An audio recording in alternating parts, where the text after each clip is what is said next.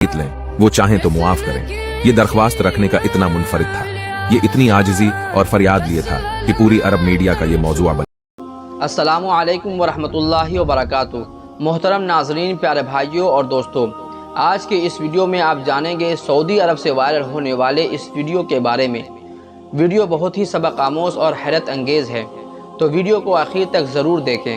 वाक़या को जानने और सुनने से पहले आपको ये समझना होगा कि इस्लाम में क़िसास यानी जान के बदले जान का हुक्म क्या है। अगर कोई शख्स किसी का खून कर दे तो इस्लामी कानून के मुताबिक कातिल को भी कत्ल कर दिया जाएगा। अदालत क़िसास का हुक्म सुनाएगी। अलबत्ता कातिल को माफ़ी के लिए उसकी दो सूरतें और निकलती हैं। एक तो ये कि मकतूल के वरसा कातिल को माफ़ कर दे, और दूसरा दियत है। दियत कहते हैं मकतूल के घरवाले कातिल के घरवाले से 1000 दिनार या दिरहम पर राज़ी हो जाए और कातिल को माफ़ कर दे।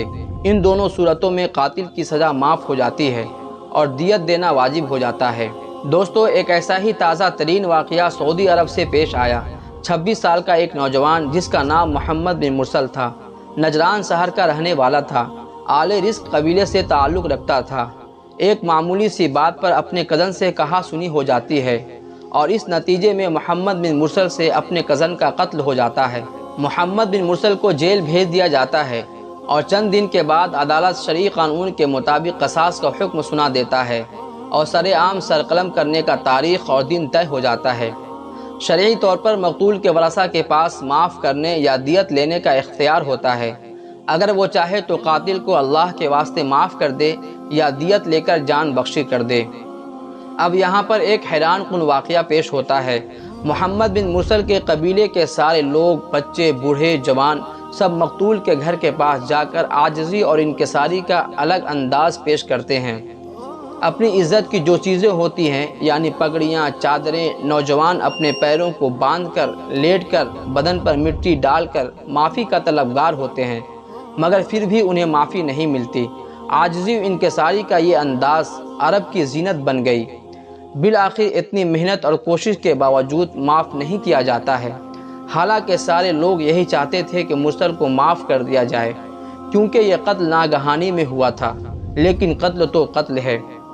फिर वो दिन यानी 20 दिसंबर को एक मजमा इकट्ठा होता है। लोग जमा होते हैं, हुकूमत के कारकुनान इकट्ठा होते हैं, कातिल के घरवाले होते हैं, मकतूल के घरवाले होते हैं, मीडिया वाला होता है, पुलिस होती है।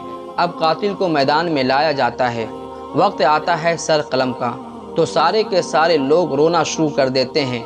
मीडिया वाले रोना शुरू कर देते हैं, पुलिस वाले रोना शुरू कर देते हैं, मजमा रोना शुरू करते हैं, हत्ता के मकतूल के घरवाले भी रोना शुरू कर देते हैं। लेकिन सजाए मौत होती है।